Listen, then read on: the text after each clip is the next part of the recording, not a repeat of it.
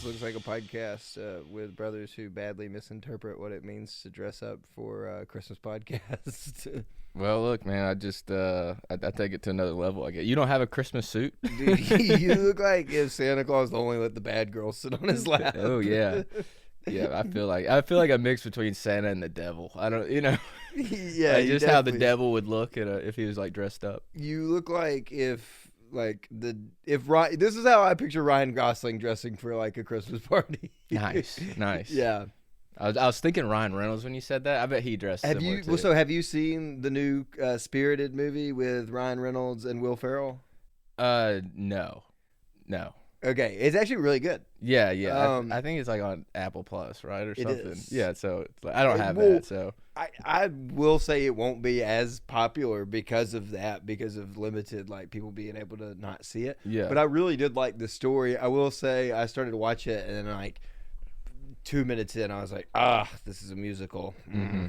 And I'm just not a big musical Oh, it's a guy. musical. I usually say that, but I realized last time I was watching a musical with my buddy, he called me out on it because he was like, how can you say that when you've seen more musicals than like anyone else I know? You do. I've seen like 5 or 6 musicals at this point, and I'm always like, I'm not big on musicals, but I am not big on like televised like movie musicals. I like it live. I think it's incredible live. But, now live I'm a musical purist. But really I'm too into musicals. Yeah. Let's talk about, I guess, that it's Christmas. I love how natural this. Let's talk about that. Well, this is the start. We got it. We've had like 3 that gone bad, but we got it now. No, I mean, it is Christmas. It is, but we're going to put this episode out probably 20 days before Christmas because we're about to have a lot of guest episodes coming up. Well, to me, Christmas starts the minute I'm finished eating Thanksgiving meal. Like, because the day after Thanksgiving is usually when I put up my Christmas tree and start doing all the like Christmas stuff. The day after? I mean, the day after that Friday, like Black Friday, I guess is Christmas Friday for Nick because I'm never gonna go shopping, but I'm always putting up my Christmas stuff. And like starting a fire, like all weekend. Like, so are you starting? Sunday. Are you starting Christmas movies too? Like oh right yeah, after? I've already watched. I mean, I watched the Will Ferrell, yeah. Ryan Reynolds ones, which I was saying like Ryan Reynolds wears a suit in that. Like he has a Christmas party at his house, and it looks like very similar. His is more like leather. Like I'm sure his cost 10 times what this one. His is like $100, or like a $30,000 probably like leather Christmas suit. But no, it's very nice. Like I saw it and was like, damn. I bet like he like if he kept one thing from the set, it was like, if we start making money on this podcast, we're not gonna put it anywhere else except like a nice leather suit. A leather Christmas suit. Just 2 Christmas suits. That'll get it. But yeah, looking back, there's some things you got me that Die Hard thing. I felt like that was fitting because we've done. Fallen. Yeah, we've done that. He's still at the top right now. What's the proper way do you think he needs to be falling? I was trying to think about that. Mine, I got one too. Yeah, I've got him the other way because it's real. He's supposed to be like falling, and I'm like, I like to look at it as like I'm watching you fall. Like I'm John McClane. Yeah. Okay. That's kind of what I thought. I did. Yeah. I wasn't sure what was. Man, that would be a tough way to fall. What was the proper way? That's like how you fall when you owe people money because they're holding you by your ankles. Yeah, that's how like Vanilla Ice would have fallen out. Yeah, for sure. That's like in Be Cool when they hold. Yeah. They hold him out. Yeah, I think that's a reference to Vanilla Ice. They really did that to him. Oh, really? Yeah. I think it was. Oh yeah, I know this story. I like was thinking like in a movie, like I was like, was this in like That's My Boy, or like I was trying to put the movie that Vanilla Ice. Yeah, I think they made him like sign over something, like his music, something crazy, management or something like that. But that's just an old story. But oh yeah, we got the Home Alone record too. Those are the two awesome. Christmassy movies we've done, even though they're not super Christmassy, but. On brand, I think this fits the theme of not super Christmassy. Yeah, but this is kind of the one that started it. Yeah, so I keep having to remind myself that like Christmas in LA just has to be so much different. Oh yeah, because it's just like it doesn't feel. It's less obvious. It's like. I heard the director say you have to like look for it, and that's kind of how it is in LA. It looks like it's like sunny. It looks like it could be June. Mm-hmm. Well, there's a lot. I mean, there's a lot of Christmas stuff in the background. I feel like there's maybe more than Die Hard. Like, because I've seen it a few times now, and it's not as sparse as you think. There's always like a little Christmas sign. It's just not, because that's probably how Christmas is in LA a little bit. I mean, it's I know it's still a secular like holiday a little bit, but it's not. I doubt it's as big there as it's big in the South. Oh, for sure. And like Die Hard is in New York, and or Nakatomi Plaza. Where is that? Probably California. He goes, come on, Carol. I came out to the coast. Oh, yeah. It's cool. I was thinking he went New York to California. Yeah. But even that one, I think it's because that one is at a Christmas party, and it's all at night. Yeah. So you don't see, the majority of it's at night. I guess when he gets there, it's daytime. But, it just feels more Christmas because it's just dark the whole time, and I'm usually watching it with the fire going. And yeah, no, I can see your points there. To me, I think Die Hard is more of a Christmas movie than Lethal Weapon. I would say neither are a Christmas movie. Just being honest, I would say they're both. I would say they both have Christmas in the background. Yes, I would agree to that. Christmas things. I would say the themes though of family and are stronger in Die Hard. I mean, not Die Hard, excuse me, in Lethal Weapon. Well, yeah, and just it ending on a Christmas dinner, things like that. To me, it feels a little more Christmassy. I don't like Christmas movies that much. Like Home Alone's probably my favorite Christmas movie. A Wonderful Life's probably my serious adult Christmas movie that I love. And then it's I don't know. I don't really care that much about a lot of Christmas movies. The sentimentality is too much for me sometimes. They just get too cheeseball. But that's why now Christmas is rolling around. I'm going, oh, I want to watch Die Hard, Lethal Weapon. I want to watch these ones that don't have that element. It's too commercialized? Is that what you were? No, just sentimental. Just way too overly sentimental. Where the movie's just sappy. Yeah, it's just oh, I made it home for Christmas, guys. Hey man, that Jonathan Taylor Thomas movie's great. But I just think both aren't Christmas movies. I think they're guy Christmas movies where it's they're dudes rock action. Yeah, where it's it's just Christmas is happening. If you want to be I could see the justification for both of them every year to be I gotta watch Lethal Weapon, it's Christmas time, or I gotta watch Die Hard, it's Christmas time. I'd be yeah, I get it. You can slide that one in under there after you've watched all these Hallmark bullshit movies with your girlfriend or whatever, where you're hey, let's watch one of mine, or it's and they're that's not a Christmas movie. You're oh, but look, see, I just saw something interesting. I think Lethal Weapon is the single lonely man's Christmas movie for sure. Yeah, where Die Hard you're in a relationship right now. You watch Die Hard, John McClane. Or maybe you have Holly Gennaro, so you could kind of sell it as a love and yeah, there's love elements to it. I watched Lethal Weapon for the first time 2 years ago with COVID, and another reason why I think Christmas and Lethal Weapon, I'd argue it's more of a Christmas movie than Die Hard, is because it's what makes him so depressed. He's supposed to be with his family, with his wife. Around the holidays, you're supposed to be with the ones you love. It just makes you realize, oh, shit, I got none of that. That's why he's watching Christmas specials with a gun in his mouth. Yeah. Which is how I felt over COVID when I was watching Christmas movies by myself. Who do you think at their lowest point was more, detached and more reckless? Riggs or Mel Gibson? I don't know. I think it's different. Mel Gibson. I think Riggs is more reckless. I mean, he's putting his life on the line. Mel Gibson just saying anti-Semitic things. I know, but I'm talking about in there, behind closed doors. I could see Mel Gibson having one of those nights with the gun and just being I could just see him. I think this movie of Riggs, there was a period of time where that was kind of where Mel Gibson was kind of a little in that vein of, I'm crazy. No, I absolutely love him as a madman. He's I've seen going back. I was watching even William Wallace and the Patriot. Yeah. There's glimpses of when he goes madman, but then this I was he's full madman. He's not even this in Mad Max. I love it. I think he's such a great actor. He's like a feral dog out there, foaming at the mouth. Well, even in our Catherine Blanford podcast, I said that moment when he was talking about in The Patriot, when he's he's just stolen back, or he's gotten all his men freed, and he's leaving under the white flag.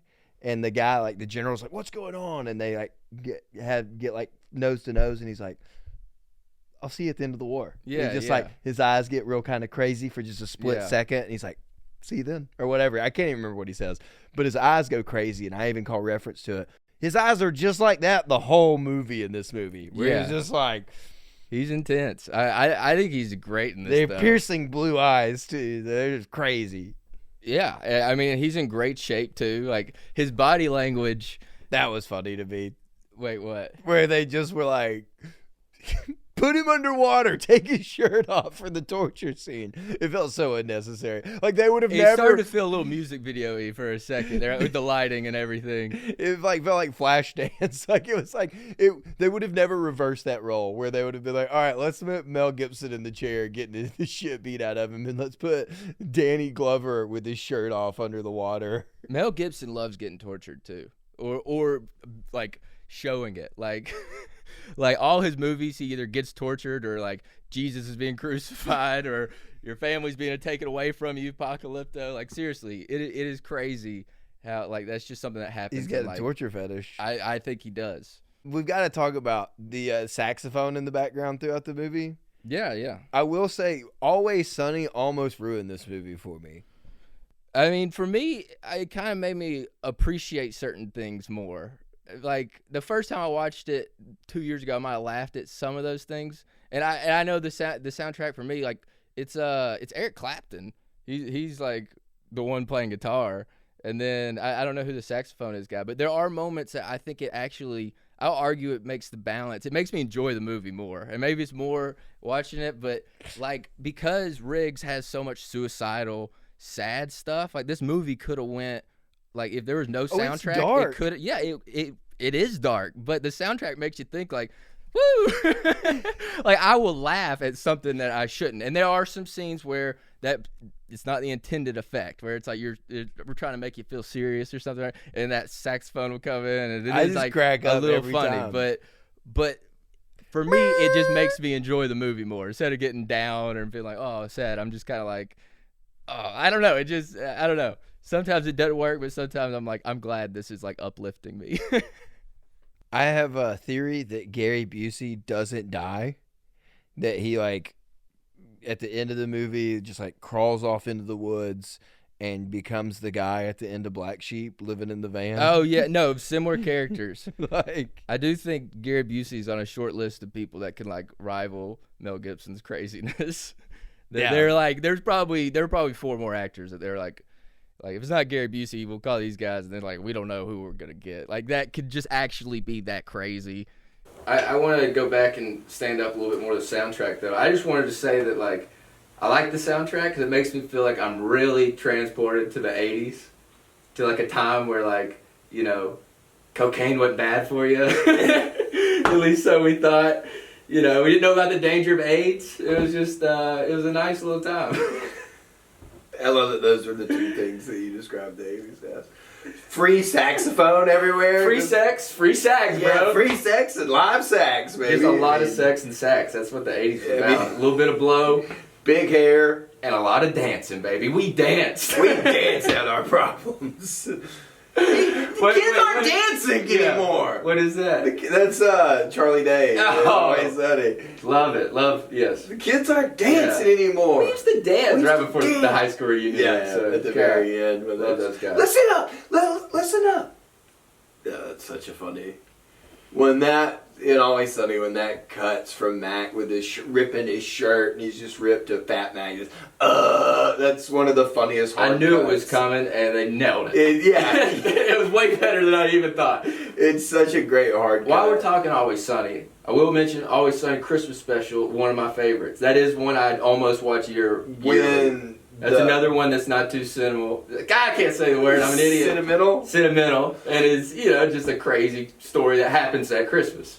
Oh, I love it, too, from a standpoint of, like, they do a little bit of everything. The claymation is very similar to, like, Community. Oh, yeah, and I do love Rudolph. That's what the claymation's similar to. Yeah, but even like Rudolph the Red-Nosed Reindeer. I know, but they're parodying that stuff. So in this movie, I want to mention. Did you notice that Mel Gibson in the background? One of the movies you were talking about. You were talking about him watching Christmas specials.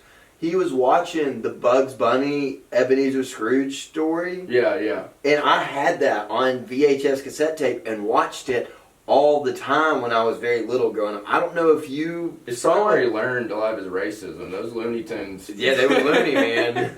They really are like very racist if you go back and watch them.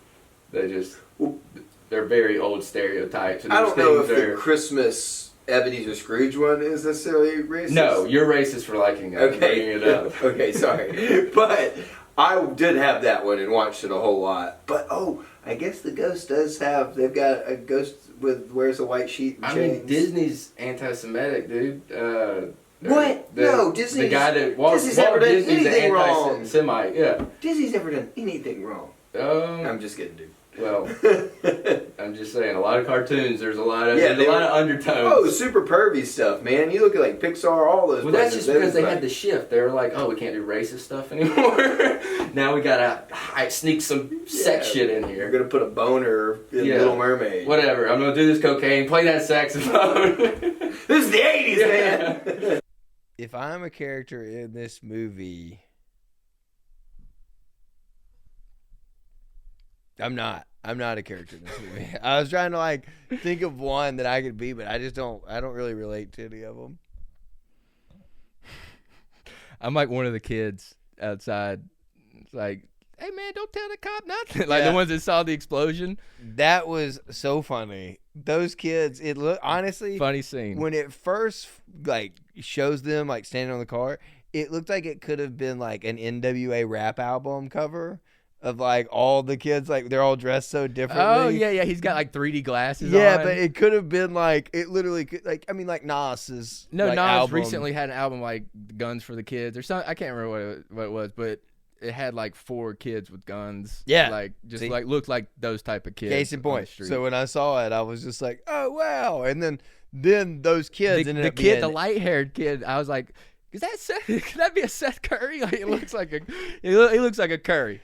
It just cracked me up too when it was weird that they were like, don't tell it, or it was funny they were like, don't tell him nothing, but the one black kid looked at him and goes, I hear cops kill black people, and it was like, well man, that aged pretty on point. Yeah. I mean, what's been cops true have been now, doing that for a while, for 35 years. I do love, but it was weird that it was directed towards Danny Glover and not towards Mel Gibson. I think he was just the one trying to pry and get information, Yeah, but he was so nice. I really wanted, the way if I was going to talk to Danny Glover, I would want him to talk to me the way he was talking to those children. Yeah, I don't think Mel Gibson has a nice cop. I don't think so either. Yeah, he just started immediately torturing the kid. Good cop, crazy cop. You believe in Santa, huh? He puts a cigarette out on him. I do think Mel Gibson, though, in his prime, is just as good as any action star. Oh, I mean, there's people that'll tell you he's one of the biggest movie stars. At that point in time, he was the biggest. No, but I mean, it's hard to argue if you look at his run of movies there for a while. I mean, Braveheart, he was on top of the world. The other day I watched, I know you mentioned recently, but I watched, what's the rock and roll movie? The rock and roll movie, kid journalist, I can't think, Almost Famous. Oh, yeah. Yeah, I just had rewatched that, and I just had forgot how incredible that movie is. Oh, it's so good. Yeah, I don't have much to say about it, but I just was like, holy cow, I love this movie. I watched it in college and really liked it, but I hadn't seen it since then. And the acting's so good. It's so fun to see this young up and coming Jason Lee and not fat mustache. My name is Earl Jason Lee. Yeah, it was Jason Lee in a believable Jason Lee. It's weird. In a rock he's band. A decent actor, but it's weird because it feels in 5 years. My name is Earl. He's 40 years old looking. Yeah, it's and that's just not long after that. He's fat and overweight and just gross a little bit. But yeah, it's kind of just, I don't know. It's cool. And then the guy that plays the front man, what's his name? I'm forgetting his name.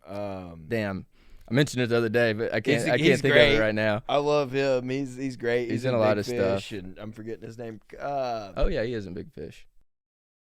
Dang, yeah, I like him though. But no, it's just that's a fun watch. I mean, there's just especially you kind of get to be that 15-year-old kid in the sense when he's like outside the locker room or outside the waiting room. Well, and he's like, John, your sound is, you're playing the bass as blessed as you ever played it. And Ricky, like your drum solo, oh my God, man. And it just felt like every time you've ever had that conversation in your head with like, if I met my favorite band, here's what I would say.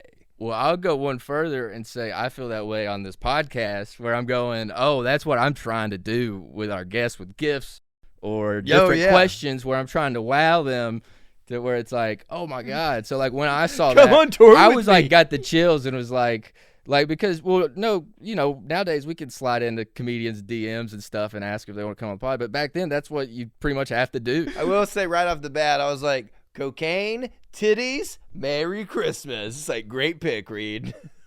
Oh, yeah. No, well. Right off the bat, she blows a line of cokes, got her tits out. Oh, yeah. She's hanging off over the balcony. I'm like Forrest Gump all the way. Is she going to fall? It is very similar to that. I need some like Leonard Skinner playing right now or what?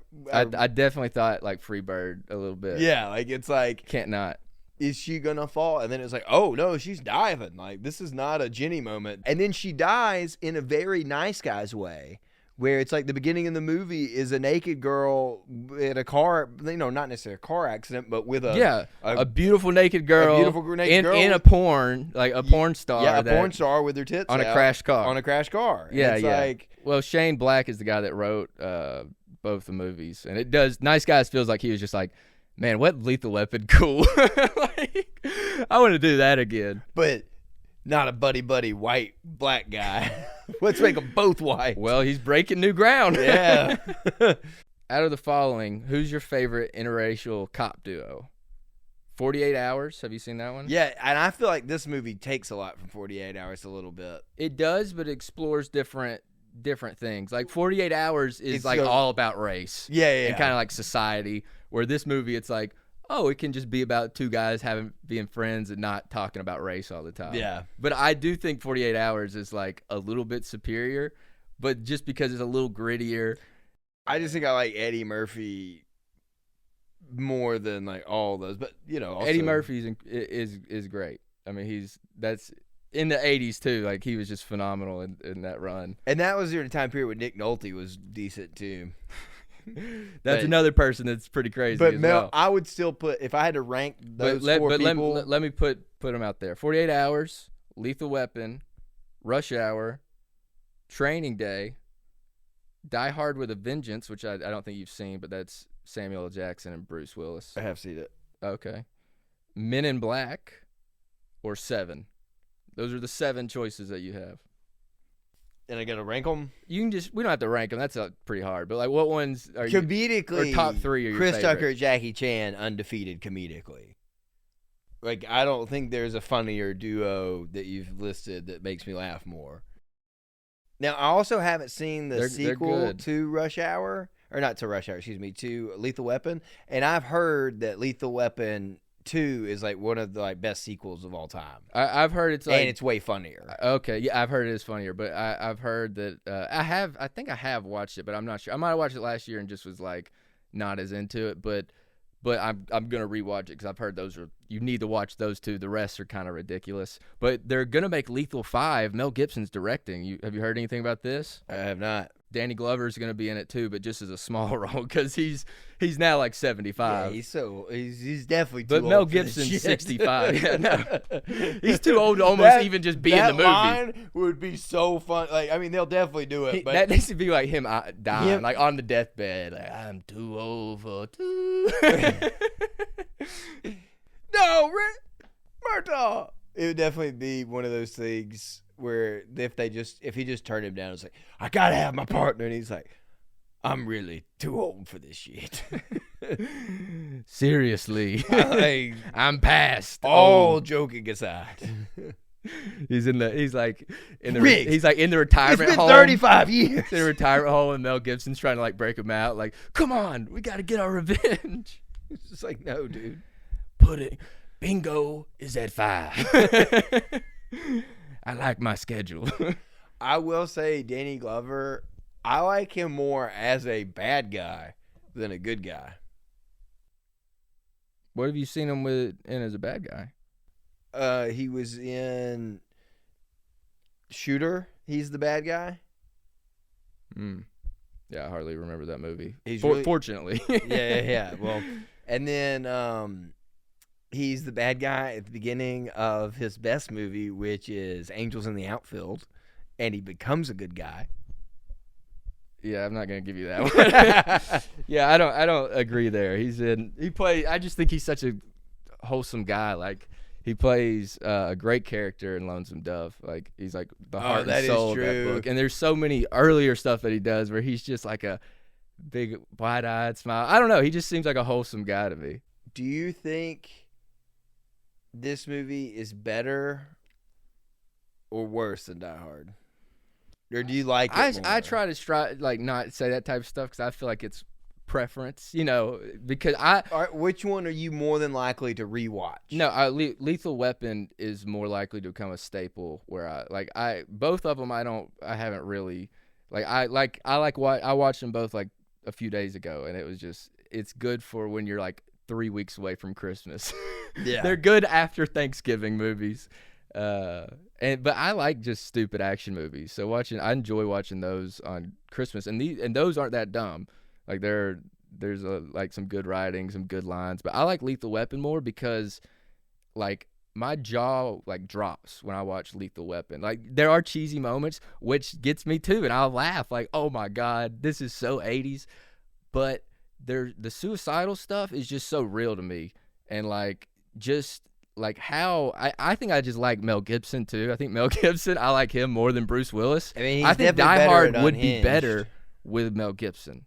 I think Lethal Weapon would be worse with Bruce Willis.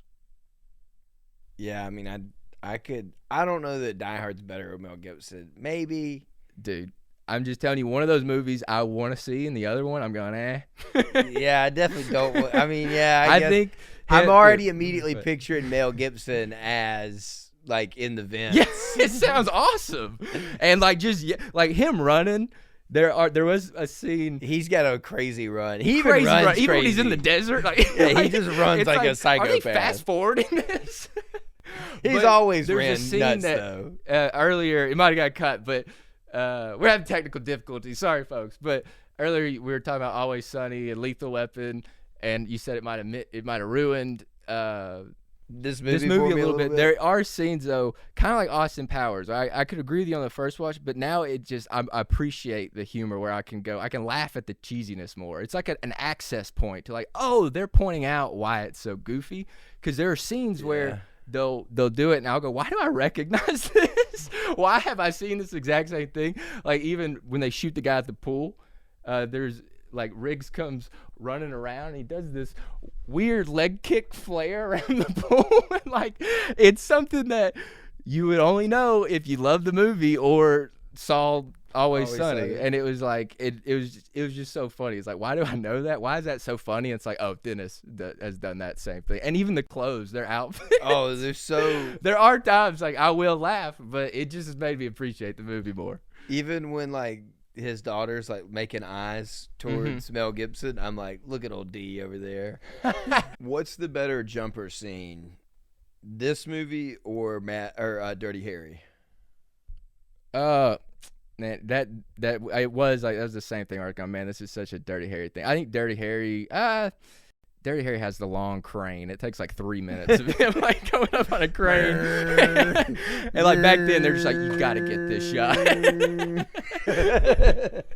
So for that reason, I'll give it to Lethal Weapon. But Lethal Weapon has if you watch it, they're cuffed up, and then when they jump, I know it's something small, but their hands come apart, and then he holds his hand in the air.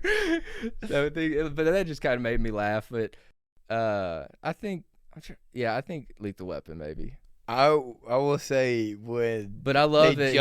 I love it. They're very similar. I love that Clint Eastwood just punches the guy out. I was thinking that was going to happen in this one. I was he's going to tackle him back the other way over the side, But I did not know he was going to jump into an inflatable thing that they had set up off camera that we didn't see. But it was kind of I love that guy too was like, get me away from this guy, he's crazy. Yeah. Like that's such a fun turn. Yeah, same thing whenever the guy, like, he has the gun pointed at Mel, and he's just like, Mel's just like, shoot me, everyone shoot him. Like, it's like, man, this guy is nuts.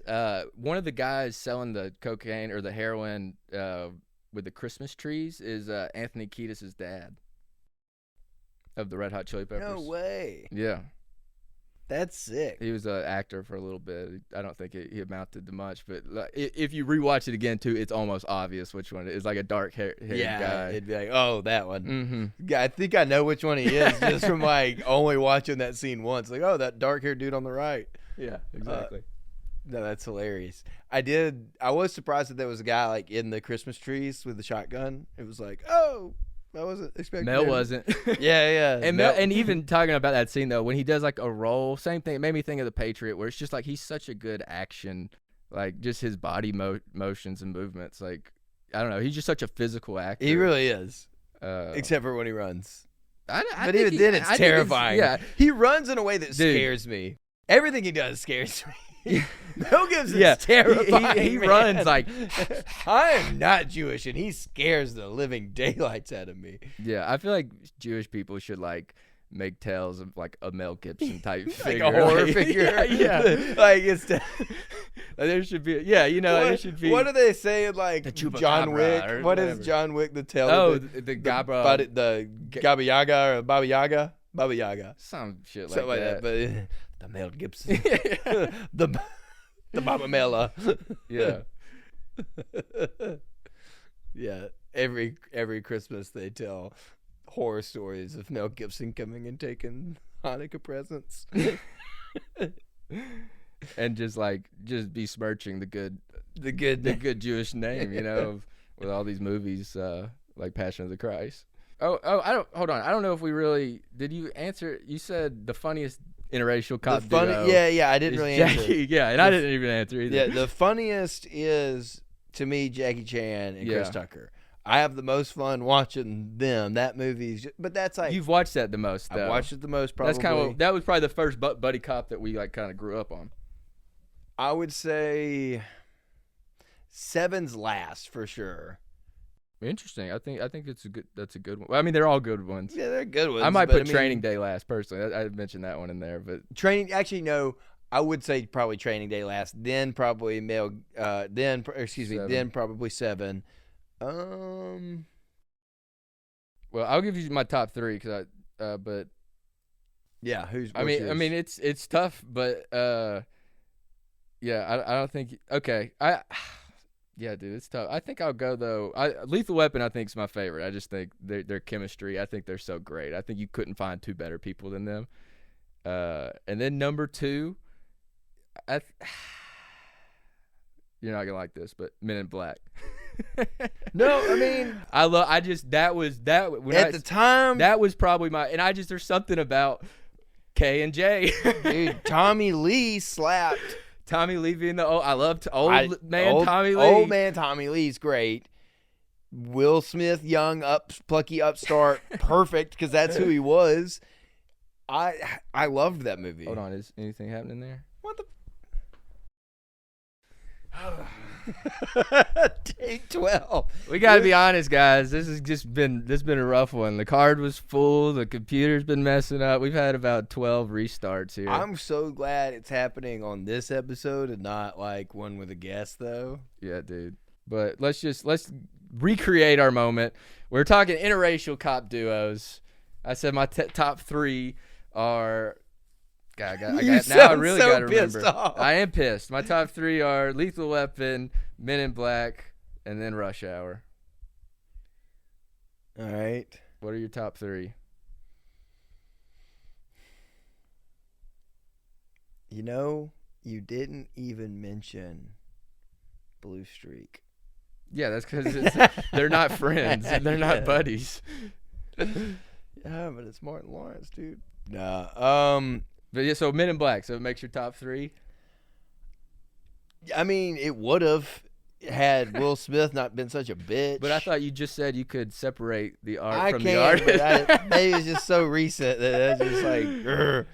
I'm already kind of over it. I got mad the other day. I was moving my records, and I was shuffling them, and one of them, I moved one, and I was like, I had the Getting Jiggy with it vinyl, and I was like, I should sell this, and I was like, but it would be at an all-time low price, so no, I'm not going to. But yeah, it just made me mad. But I mean, yeah, realistically, they're probably number 2.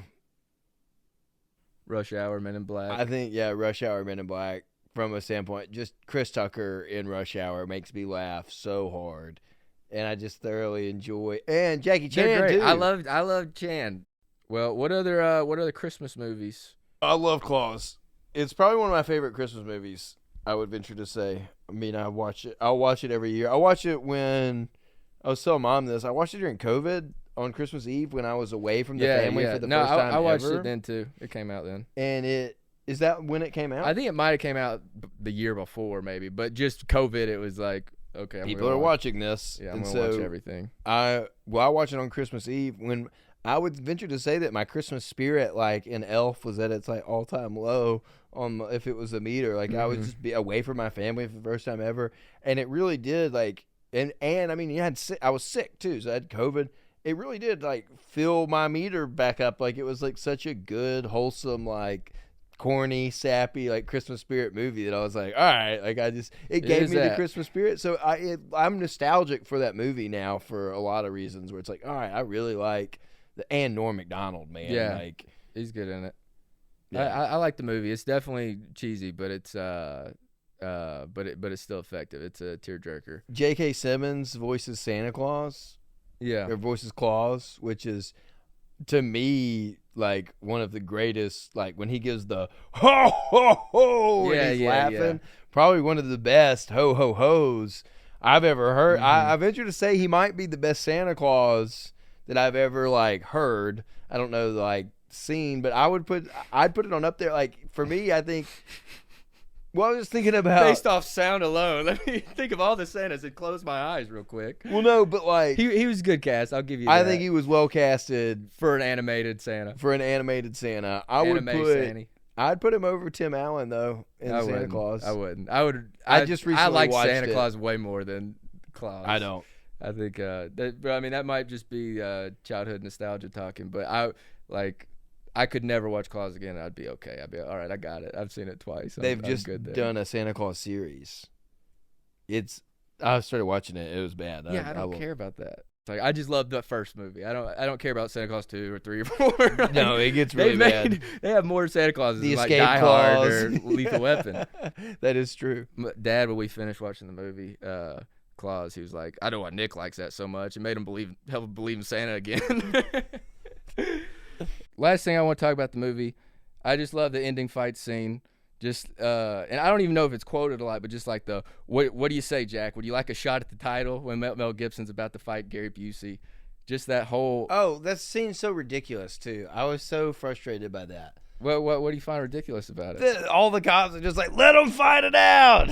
He's he's I got this guy. They were just on the front yard, and there's helicopters and all these people. A, how they immediately all got to that spot, and then B, that it's just playing out the way it was hilarious to me. It was just comical. That in no way would they let him risk a cop risk his life. They would have guns, and it's the 80s, man. They were doing cocaine. The judgment was in question back then. If during the unnecessary, if all of a sudden saxophone would have been rocking out in the background during the fight scene, it would have just been too much and one more over the top for me. But I thought it was a ridiculous scene. See, I think it starts out, the editing, I was worried because you can't even tell what's going on in the first 5 seconds of the fight scene, and I don't think those two people are great fighters or anything either. No, it doesn't even look like a great fight. At least in the start, it turns around and it gets interesting, at least to me. I enjoyed the last half of the fight. But I saw they cut it. It was supposed to be even longer. It was supposed to be 4 minutes long. But But no, I just thought the fight scene, like whenever he's choking him out with the leg, they use that a lot. I'm like, this is the most 80s thing I've ever seen. Like top 10, one of the most 80s things I've seen. Mel Gibson choking someone else with a leg lock. Why are they using like grappling too? Like it's not even fighting. It's like jujitsu. Yeah, well, he's trained in a lot. He's a lethal weapon, man. He's trained in all that stuff. He is a lethal weapon. Yeah, he can kill a man with his toes. No, I thought that scene was. I just was laughing a lot. Yeah, they had to get Mel Gibson getting tortured one more time. Yeah. He probably wrote that in.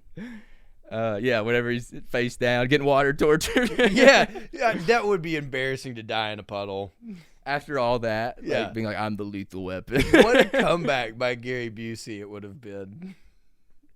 That'd been a crazy ending. Gary Busey kills him. Like, boy, we should have arrested that man. Yeah, why didn't we just arrest him? We had like 40 cops here doing nothing. I did keep thinking like, because I thought of my Gary Busey theory about this whole Tommy Boy thing very early in the movie, and I was like, he's got to survive. He's got to survive. And like then his car's on fire, and I'm like, ooh, I don't know if he's gonna survive. That car goes up in flames so fast too. He shoots it a lot, but it's like, oh my god, yeah, it's like, is there gasoline on that car? He's not gonna make it to the bridge. Like he's going under that bridge. You're like, oh my god, yeah, he needs to dive out now. Yeah, to explode. And so he gets the bridge. He hits the bridge tunnel. Car's on fire. I'm like, maybe he's gonna survive. Then he does. He hits the pole. I'm like, all right, well maybe he'll run off into the woods and we never hear him again. And that would perfectly support my theory.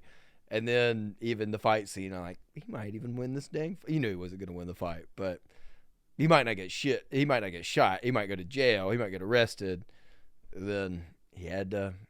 It's just like Die Hard 2, where he grabs the cop's gun and tries to shoot him. Oh yeah, yeah. That's just a lot of things. Like, you knew it was coming. I couldn't tell though. Did Riggs and Murtaugh, did they both? They both shot him. I couldn't tell. And I did think that would make a good, like, a parody of, like, Pulp Fiction, them two standing by each other.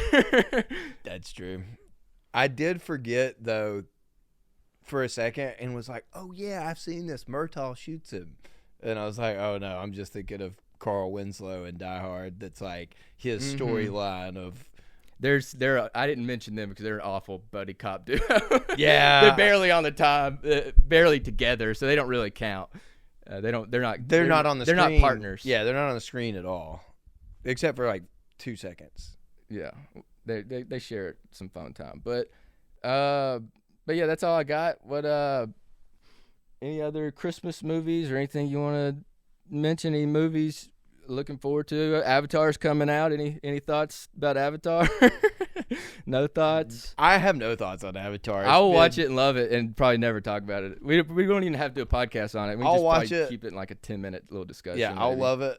And then I'll probably watch it when it comes out. I'll probably watch it twice in theaters. Probably. I'll be like, oh, this is incredible. And then it'll be just like what happens to Avatar, the first Avatar. It'll age poorly. It'll just get old. I don't know. Well, if they make a crazy story, it could be good. But if it's just like world building and exploring, it'll be amazing to see, but it's not gonna like stick. Yeah, I think there needs to be a good. But James Cameron spent so much time on it. I'm not down. I saw something though that it said it has to be the 4th or 5th most highest grossing movie to like break even because they put so much money into it. So I'm sure it's incredible, but that's a lot of pressure. I bet it will be because Avatar is one of the biggest movies ever. But are they doing 3D releases of it again? I'm sure that would be. I think they are, but I haven't been following it too much. I don't feel like 3D is as big of a deal now. But it was only a big deal because Avatar made it a big deal then. It was whack before that happened, and that's what I guess they did start trying to do 3D TV. So he's going to be bringing the best technology to it. I don't want to talk smack about Avatar 2. I bet it will be very forgettable, but I bet it will be incredible in the moment. You mentioned Klaus. Is it Klaus or Klaus? I don't know if it's Klaus or Klaus. I have no idea because I've been corrected both ways. I don't know. Yeah, I would recommend It's great. I recommend a weird one. Krampus. Christmas horror. I'm glad you said that. Yeah, it has not Rob Corddry. I don't know, maybe. I always confuse those guys. It has Champ Kind in it from Anchorman. And no, that's not Rob Corddry. That's I think it does. It's one of those guys. I'm not sure. I can't tell you. I think it's not Rob Corddry, but I know who. It's well, I'm saying it's either Rob or Whammy guy. Or it's Whammy guy. But no, it has some good actors in it. It's actually like, it's a stupid, cheesy horror movie, but it's Christmassy and it's kind of fun. It's worth one watch if you want like kind of a horror-y movie. Oh yeah, last thing I want to mention that I do think is ridiculous in Lethal Weapon is Mel Gibson's Australian accent. It just feels like there's times where it's like he's nailing it, and there's times where it's like he's not doing it at all. No, he drops it completely. And I can't tell if he's doing like a subtle thing, like, no, I'm like Americanized a little maybe, but it just felt like there are moments where you really recognize it, moments where you don't, but it just makes me enjoy the movie. That's just his character. He's a crazy Australian man. I don't know. That just made why make him Australian? It wasn't like it was his choice. I'm sure that Australians were just exotic. They were like, I don't know, maybe around the time Kangaroo Jack, Crocodile Dundee. They're like, we need to get this capitalize on this Dundee money that's out there. Yeah, man. Well, either way, let's wrap up. I think that's it for us. The camera's off. Jesus Christ. We're done. We're wrapping up. This is it. No camera.